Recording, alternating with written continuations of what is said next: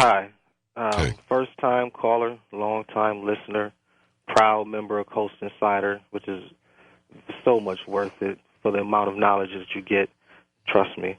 Well, we're going to do part 2 with Griff, so people become Coast Insiders, so you can review this program before you listen to part 2. What's your question for Griff tonight, sir?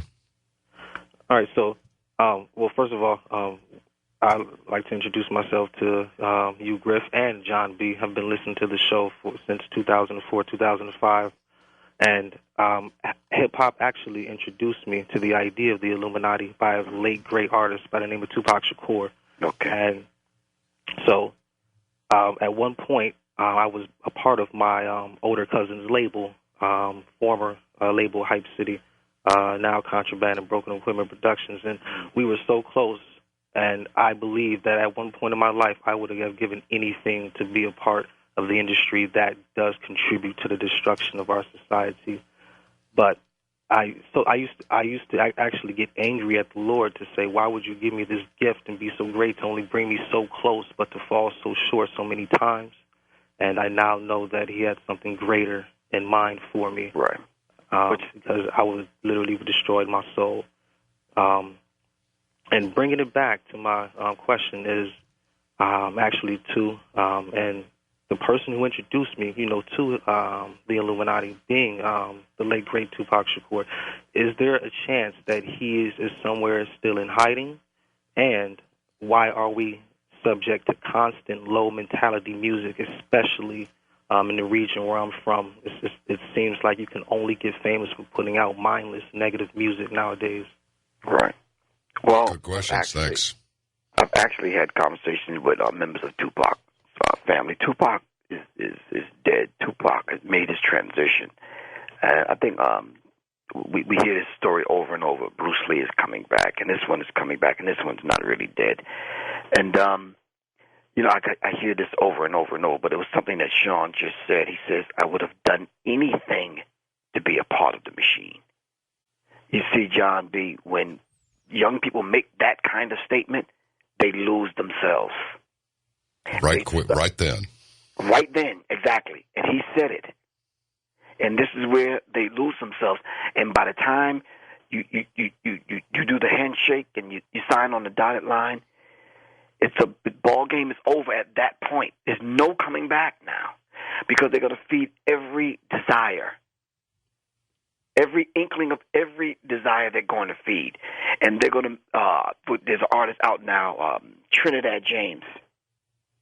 Just a few minutes ago, he was riding a bicycle in the hood in the projects. Broke, poor, eating ramen noodles. They offered him a $2 million contract early on this year. And the kind of music that he puts out is so degrading, it's ridiculous. But you can go from being poor one day to megastardom the next, with no talent. If you look at Sean P. Diddy Combs, who doesn't even own Bad Boy, but yet you're the one with the least talent on the label, but yet you're the richest. And everyone was sacrificed on your label. Shine went to jail for 10 years. Biggie lost his life. The Locks broke up. A couple of them went to jail. Murder Mace went to Atlanta and started a church. And we can just run the whole roster down. Black Rob in jail. And Craig Mack is doing something different.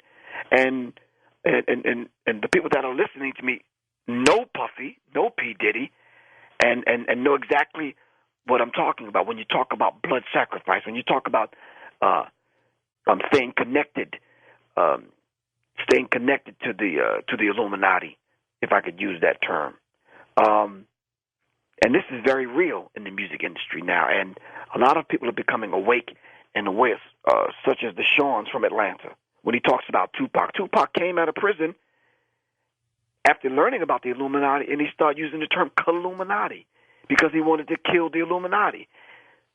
This is Tupac himself saying this. Oh no! But then Are you telling me Tupac got topped because of that? Oh, Tupac took the oath, of course. Yes. Man, your words strike me like steel.